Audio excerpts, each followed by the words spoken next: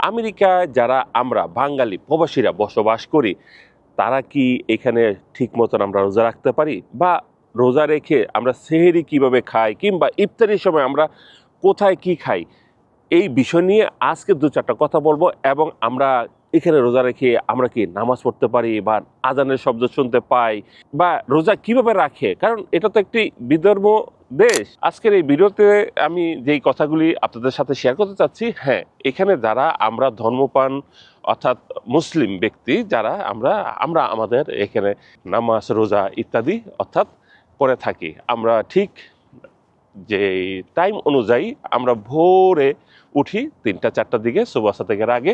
ওঠার পর তখন আমরা এখানে আপনার চলে যাই এই খেতে, অর্থাৎ রান্না বান্না করি। আমাদের পরিবার পরিজনরা রান্না বান্না করে, খাওয়া দাওয়া শেষ করে আমরা আপনি দেখতে পাচ্ছেন যে আমি যে যাচ্ছি, অর্থাৎ এই যে জঙ্গল, এই হিলের পাশ দিয়ে অর্থাৎ আমি যাচ্ছি, এরকম আমরা রাস্তাতে হেঁটে হেঁটে মসজিদের দিকে চলে যাই। কেউ বা আবার বাসায় যেয়ে নামাজ পড়ে বাসায় চলে আসি।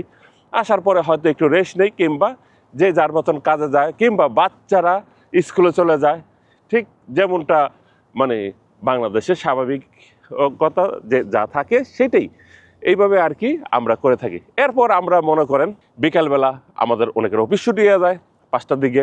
তারপর আমরা অফিস ছুটি হয়ে যাওয়ার পরে চলে আসি বাসা আসি, কিংবা আমরা অনেক সময় এখানে বাংলাদেশের মতন রেস্তোরাঁগুলি আছে, ওইখানে বেগুনি, আলুর চপ, বেগুনি, অর্থাৎ আমাদের তো ভাই বুট মুড়ি বেগুনি আলুর চপ না হলে তো হয় না।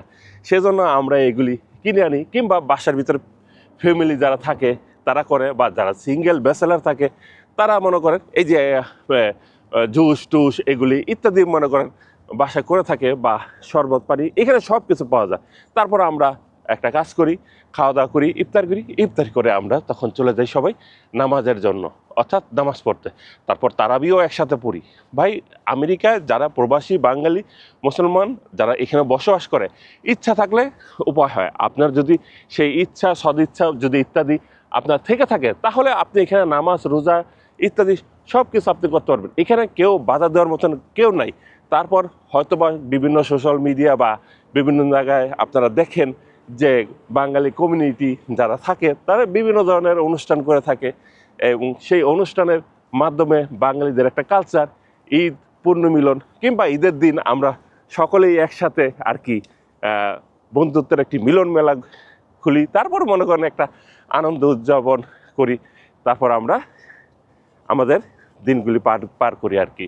যাই হোক, অনেক কথা বললাম, মনে কিছু নেবেন না। তবে এখানে যারা আমরা বাঙালিরা বসবাস করি, এখানে আমরা সকলেই খুব আনন্দ উদ্দীপনা নিয়েই এখানে করি। এই যে আপনারা দেখতে পাচ্ছেন, আমি উপরে আমার হাইওয়ে, হয়তোবা আমি দেখাতে পারছি কিনা জানি না।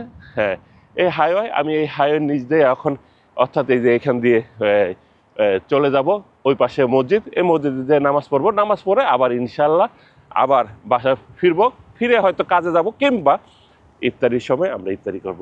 তা আজকের এই ভিডিওটি এই পর্যন্তই। সবাই ভালো থাকবেন এবং সবার জন্য শুভেচ্ছা রইল।